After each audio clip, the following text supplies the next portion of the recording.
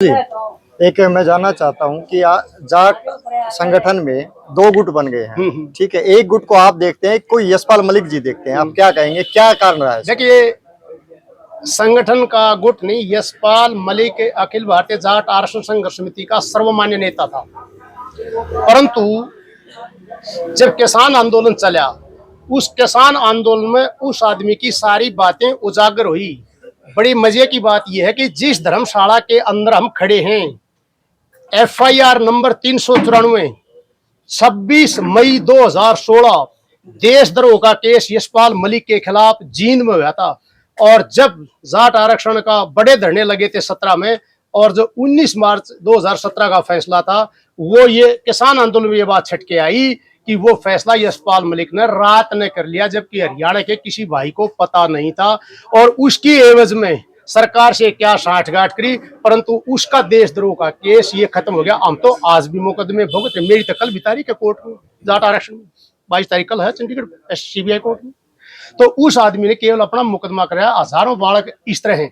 और मैं आपके माध्यम से वो कई बार वीडियो देखा है कि अशोक बल्हारा, मेरे ऊपर आरोप आता है कि अशोक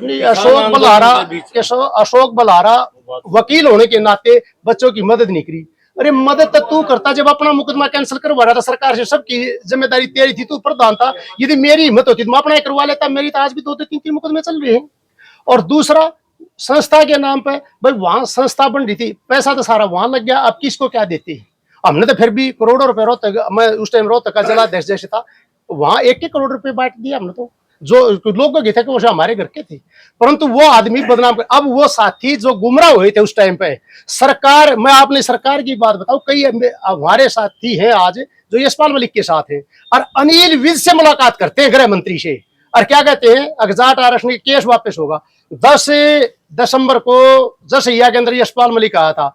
5-6 तारीख को फ्रंट पेज पर बयान है कि DGP को बुलवाया, चीफ सेक्रेटरी को बुलवाया, होम सेक्रेटरी को बुलवाया, अनिल विज ने एडवोकेट जनरल को बुलाया कि 19 दिसंबर को सरकार में तारीख थी और केस वापस हो जाए, जबकि उसका 10 दिसंबर का कार्यक्रम करवाना था। जब 19 तारीख आई, मैं आपको ये बताना चाहता हूं, 19 तारीख को चिड़िया भी नहीं थी वहां पर केस की सुनवाई करने सरकार की तरफ से। शाम के 7 बजे तक पहली जो कोर्ट है चीफ जस्टिस की, उसमें तारीख भी लगी।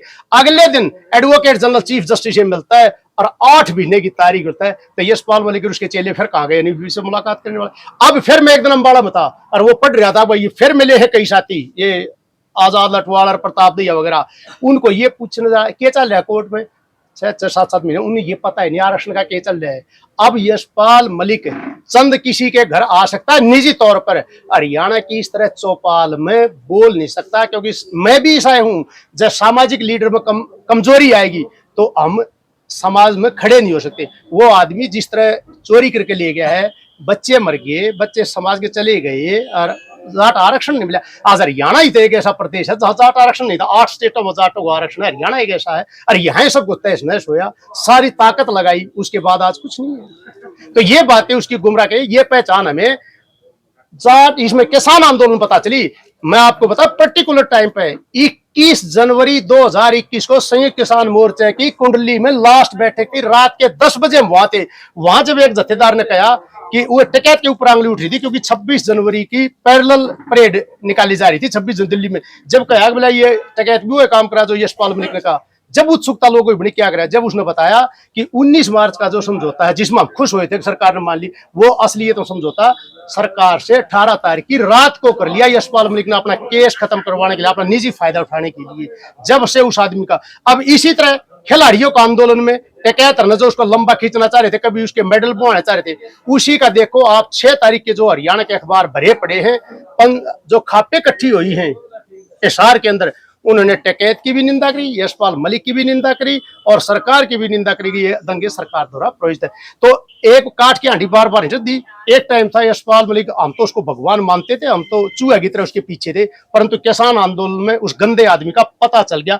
अब वो कहीं नजर नहीं आता, और लास्ट में तो ये कह के गया है, ऑन रिकॉर्ड है, मेरी गाड़ी के अंदर पेपर है, कि मैं तो व्यापारी हूं, तू व्यापारी पहले ही था, तो इस कौम को क्यों झोंकने आया था यहाँ पर। और आप एक सच्चाई बताते हैं, अब हमने भी बहुत सा तजर्बा हो गया, जब हमने भी तजर्बा नहीं था, देश में 3 आदमी छोड़े गए थे, यशपाल मलिक, हार्दिक पटेल और विनायक मेटे। एक जाट आंदोलन के लिए, एक मराठा आंदोलन के लिए, एक पटेल आंदोलन के लिए। ये तीनों के तीनों आरएसएस के वर्कर हैं, आरएसएस के पेड वर्कर थे, ये बीजेपी के दलाल हैं। मैं ये क्लियर कट कहना आपके माध्यम से चाहता हूँ। धन्यवाद साहब, धन्यवाद।